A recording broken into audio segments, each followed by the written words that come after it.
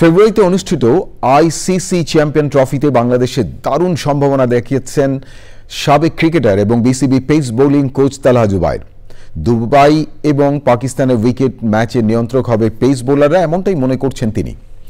BPL এর batting wicket বোলারদের জন্য অস্বস্তিকর নয়, বরং চ্যাম্পিয়ন্স ট্রফির বিবেচনায় জাতীয় দলের ক্রিকেটারদের জন্য ইতিবাচক বলে জানিয়েছেন তিনি। প্রিয় দর্শক, চট্টগ্রাম থেকে আরও জানাচ্ছেন আদিল আহমেদ শান।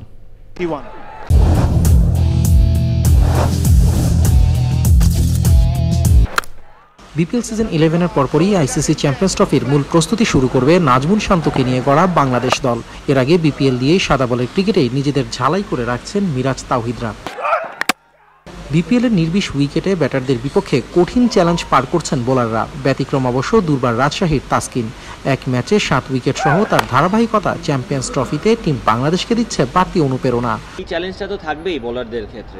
অপোজিট সাইড থেকে যে আসবে, কিংবা একদিন আপনার দিন হবে একদিন হবে না, সো বাকি 4 জন বোলারের দায়িত্ব থাকবে আজকে ওর ওভারগুলোকে আমাদের ওই ড্যামেজটা কন্ট্রোল করতে হবে। চ্যাম্পিয়ন্স ট্রফির সবশেষ আসরে সেমিতে খেলা এখন পর্যন্ত আইসিসির যে কোনো ইভেন্টে টাইগারদের সর্বোচ্চ অর্জন।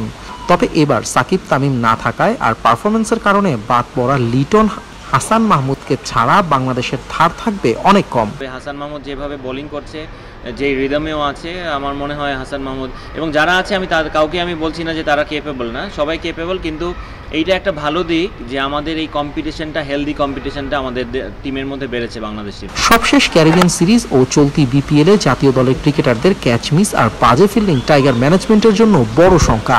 এই অবস্থার উন্নতি না হলে বোলারদের উপর পড়বে বাড়তি চাপ।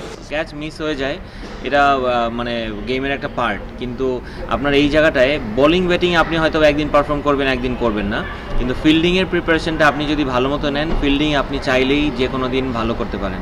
ঘরোয়া ফ্র্যাঞ্চাইজি ক্রিকেটে এবার খুলনা টাইগার্সের হয়ে কাজ করছেন বিসিবির কোচ তালহা জুবায়ের। বিপিএলে মেহেদী মিরাজের অধিনায়কত্বে আস্থা রাখার পাশাপাশি বিশ্বাস শান্ত হৃদয়েরা বড় স্কোর গড়ার ফর্ম নিয়েই যাবেন চ্যাম্পিয়ন্স ট্রফিতে, প্রত্যাশা সাবেক এই টাইগার পেসারের। Adil Ahmed Shan, channel I, Chittagong.